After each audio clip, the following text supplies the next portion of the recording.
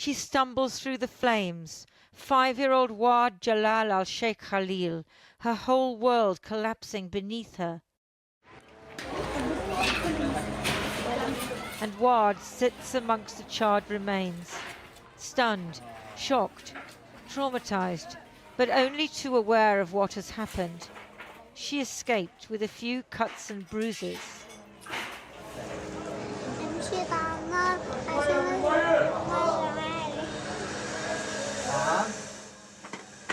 But she knows that 2 of her brothers and her 3 sisters were killed.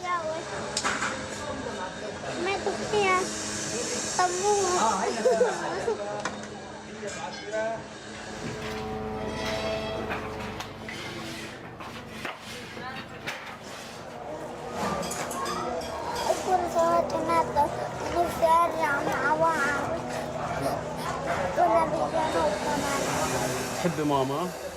And what about her parents? Is her father alive? What about her mother?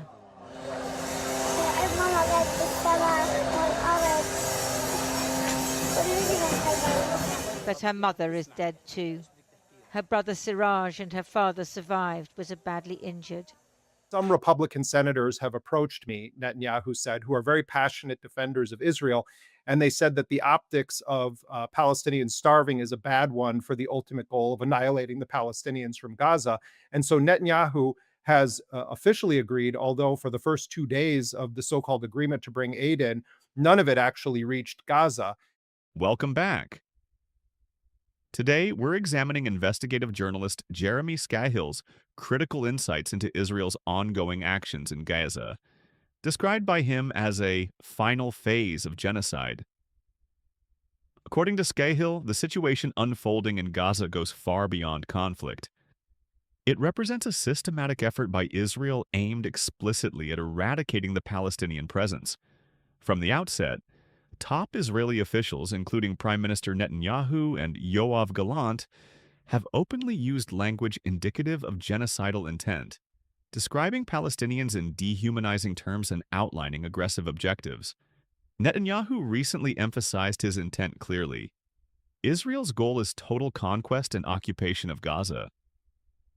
Skahill highlights that humanitarian gestures such as controlled aid distributions are actually strategic tools. He describes these limited aid distributions as deceptive measures designed to manipulate international perceptions and further control and displace Palestinian populations. These gestures force starving Palestinians into dangerous, controlled areas, traps effectively functioning as what Skahill calls killing cages. A significant issue raised by Skahill is the role of the United States, Israel's primary international backer. He points to America's complicity in these actions, noting that the aid facade allows continued U.S. military support despite the severity of the human rights violations occurring.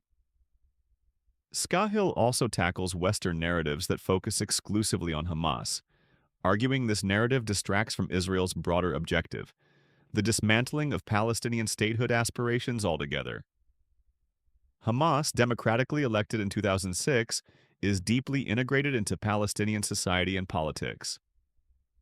Despite Israel's demands for their surrender and Gaza's demilitarization, Hamas has proposed long-term truces and comprehensive prisoner exchanges, demonstrating a willingness to negotiate peace under equitable conditions.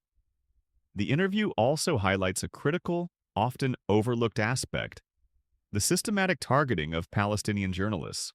Over 200 journalists have been reportedly killed by Israeli actions, described by Skahill as a deliberate strategy to prevent documentation of war crimes and silence Palestinian voices. He recounts the tragic killing of Hosam Shabbat, a journalist murdered explicitly for his work exposing atrocities. Another significant revelation involves alleged U.S. deception in diplomatic negotiations.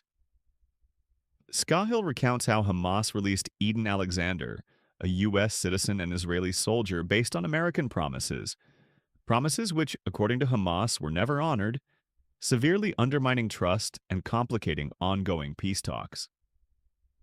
Skahill contextualizes Gaza within a broader, troubling global trend post-9/11, where states act with increased impunity under the guise of security, leading to unchecked violence and widespread human rights abuses. He stresses that what is happening in Gaza is unprecedented, setting dangerous global precedents by openly flouting international law without significant repercussions. Finally, Scahill underscores the essential need to amplify Palestinian voices, particularly journalists who courageously document these harrowing events.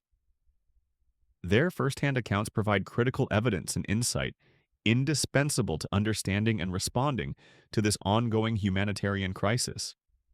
Jeremy Scahill's analysis challenges us to confront uncomfortable realities about complicity, media narratives, and the urgent need for genuine humanitarian intervention. His insights demand serious reflection and immediate global attention. Thank you for joining this critical discussion. If you found this insightful, please like, share, and subscribe for more in-depth analyses.